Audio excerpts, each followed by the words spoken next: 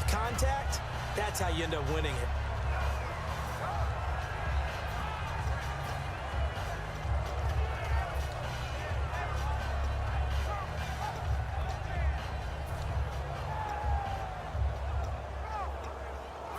Now look at this, 4th and 12, and they're going to line up to go for it. Here we go on 4th down with Roethlisberger. And that is, I think he caught it. He did, but they'll say out of bounds. It'll be incomplete. And out come the Chiefs now. And they'll just simply be looking to build off the confidence of the last time out where they scored a touchdown. And confidence is powerful, isn't it? When you've scored once, you feel like you can go back out there and get it done again. Doesn't matter what the defense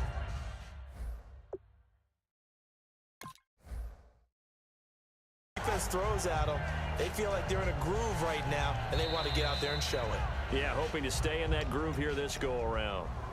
And the coach has decided to challenge this play. He has tossed down the red flag. And a great spot to start this drive from here.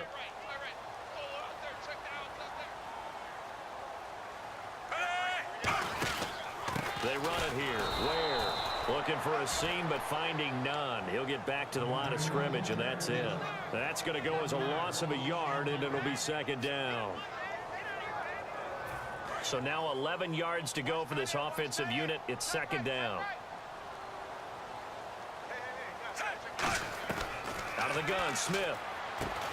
And the hit jarred it loose. It's incomplete. Even in today's NFL, when we think of the tight end position now as really a glorified wide receiver, we're still asking a lot of those guys. They have to block as well, and every now and then, they don't come down with the football. Throwing on 3rd down, Smith. Into double coverage, and it's intercepted. Picked off, Jarvis Jones. Out comes the Steeler offense now, ready to see what they can do here. And this offense last time turned it over, went for it on 4th, didn't get it. They're lucky, though, because no points against the team on the board, but we'll see how they respond. Yeah, they've got to get a lot of credit to their defensive teammates, don't they? They had their backs on that last series, and because they did so, that allows the coach to still stay aggressive on offense and maybe go for it again in a similar situation. I was going to say maybe makes that offense feel good, but when you know you've got a defense making stands like that. Yeah, that'll loosen up things a little bit, won't it? Maybe you'll play a little bit better the next time you have the ball. And now it looks like they're going to be in the hurry-up. Now it's Roethlisberger. Over the middle here to Brown. Give him 11 yards that time and a new set of downs. Well, clearly one of his advantages as a passer is his height. Sit back in the pocket, fired over the middle. That makes things tougher defensively, doesn't it? It really does, because your goal is to move the quarterback off his initial spot when he gets his drop back completed. But when you have that type of height, he can stay in there if he's willing to take the hits and just fire over the top, which saves him time and actually completes a play a little bit quicker than it normally does for a quarterback that has to slide and find open space to throw. 6 yards here to go for the offense on 2nd down. They come up with one running back. That's Bell. We're back now in KC. It's the Steelers with the football, but trailing here as we get going in quarter number 4.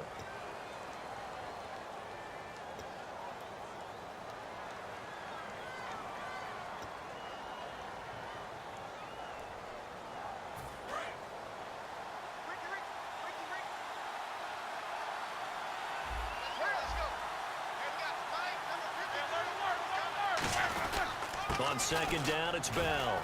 And he'll get across the 20, but only to about the 22-yard line. Give him 4 on the carry, and it'll make this a 3rd and about 2. We always like to talk about defense in terms of levels. 1st level defensive line, 2nd level linebackers, 3rd level defensive backs.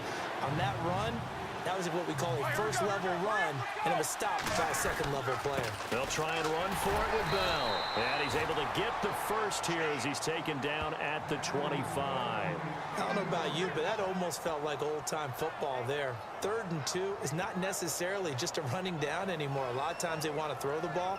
They went back to the roots and powered forward and got the first down.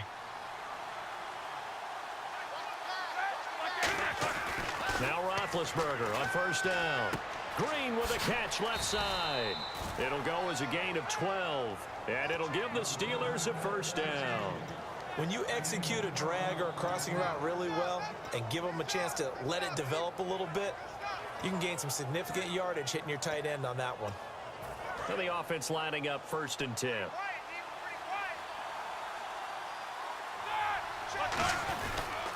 Here's a give to Bell running left. And that play is blown up, losing yardage back at the 35. That's going to go as a loss of 2, and it'll be 2nd down. And before this 2nd down play, we'll get a whistle, a signal, and a timeout. That's going to leave them with just 1 remaining here in this 4th quarter.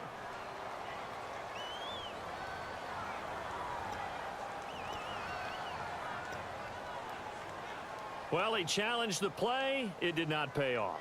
And that means he lost a timeout in that challenge. And as a coach, you hate that. Don't know if you took the advice of the player, you threw it yourself, but it didn't go your way. At the end of the day, it all comes back to the head coach. He has the final determination on whether to actually challenge the play or not. In this case, it didn't pay off for him. And that's got to be so heartbreaking. You throw that flag, you probably feel really confident, and then all of a sudden, boom, you lose the challenge. Yeah, when you take a look at it, you're throwing that flag because you believe you're going to be right. And when it comes back the other way, you have to regroup.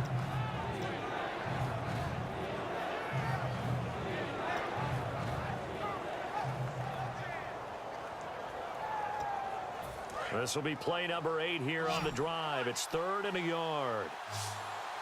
They come out with 1 back and 3 tight ends. An extra DB here for the Chiefs on 3rd down. Pass situation. Bell. And brought down, but not before he was able to break the tackle, and the extra effort moves the sticks. Everyone understood their role on that play. 3rd and 1. You know, the defensive guys, they're trying to get down and get low and get leverage on the offensive lineman, but they didn't allow that to happen. They created a crease and allowed him to get through for a 1st down. Now this will be the 9th play on this drive. From midfield now, here's Roethlisberger.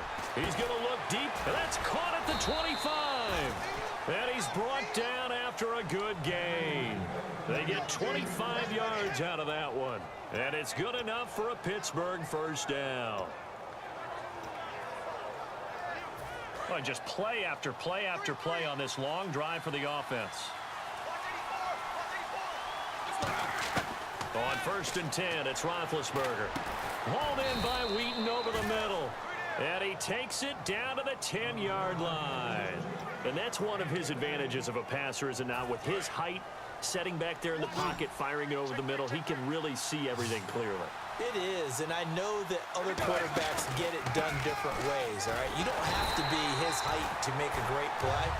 But what he does is he takes away having to make those slide steps in the pocket to find angles to throw the ball through. He just throws right over the top of it because he can see everything, and sometimes that saves time and gets the ball to a receiver quicker. Time for a break. We'll come back for the electrifying conclusion after this.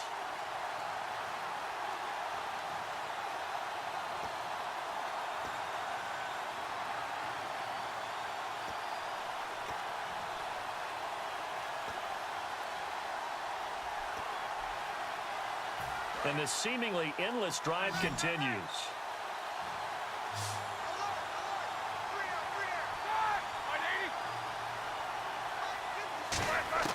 Now Roethlisberger to throw on 2nd down. And he can't get a throw off. He's taken down. What a huge play at this point in the game. Well, in my time in football, I've yet to see a playbook that draws up offensive plays designed to lose yardage. A running play loses yardage on 1st down. They try and throw it, take a sack on 2nd down. What can the offensive coordinator come up with here on 3rd down? After the sack, they come up on 3rd and goal from the 18.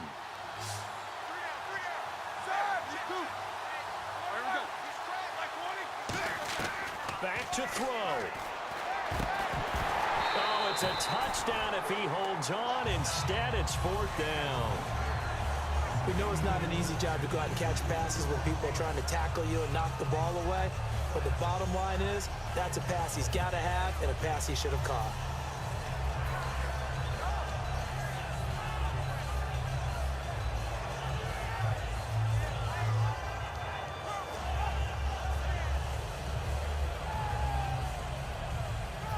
Likely the play of the game here, trailing in the final quarter and going for it on 4th and goal.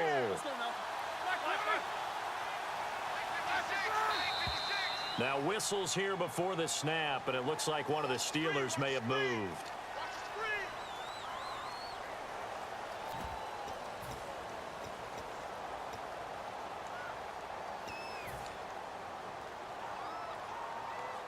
Likely the play of the game here, trailing in the final quarter and going for it on 4th and goal.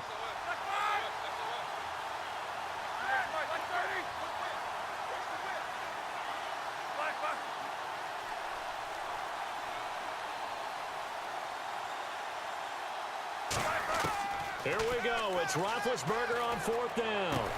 Oh, he's able to outmuscle him here as he pulls it in. They get the completion but cannot push forward into the end zone, and the Chiefs defense comes up with a stop.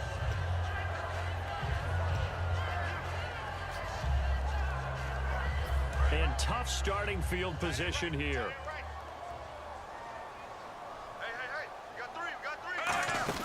They'll run it now out of the gun. And he's up past the 10 to about the 12. Call it a gain of 4 on 1st, and that'll make it 2nd down. Well, that kind of run on 1st down, that's a winning type of a run. That just sets things up for them moving forward as they begin the drive.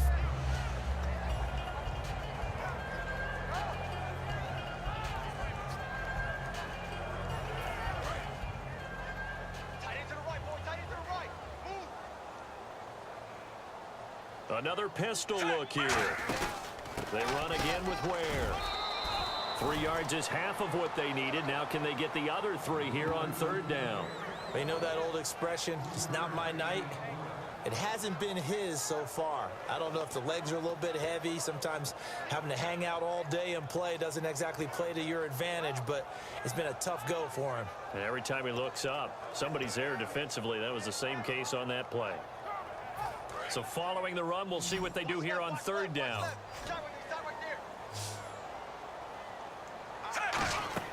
Now Smith. And that'll be incomplete with 11 seconds remaining now. I'm not sure we can spot any tendency here on this 3rd down. They could have run it or passed it. Either one was available. They chose to try and get it through the air, but they run successful. Here's Dustin Colquitt now. And surprisingly, this is the first punt of the game for either team.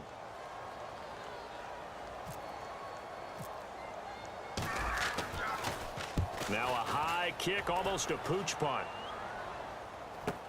With it is Brown.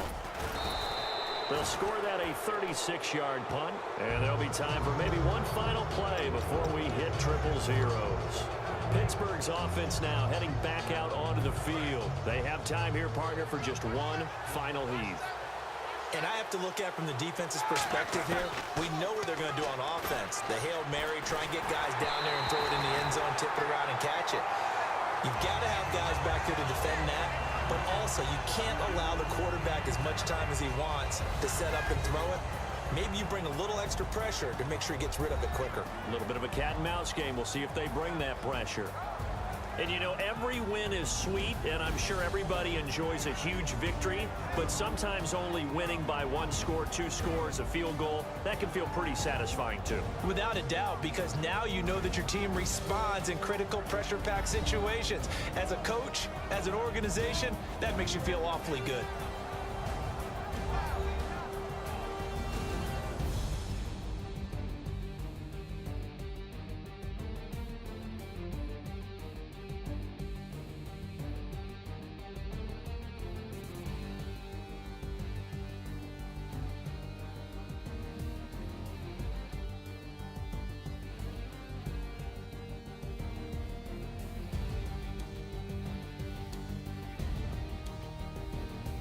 So that'll do it for us. For my partner, Charles Davis, and all the hard-working men and women on our crew, I'm Brandon Gaudin. You've been watching the NFL right here on EA Sports. The Chiefs victorious here as we say so long from Arrowhead.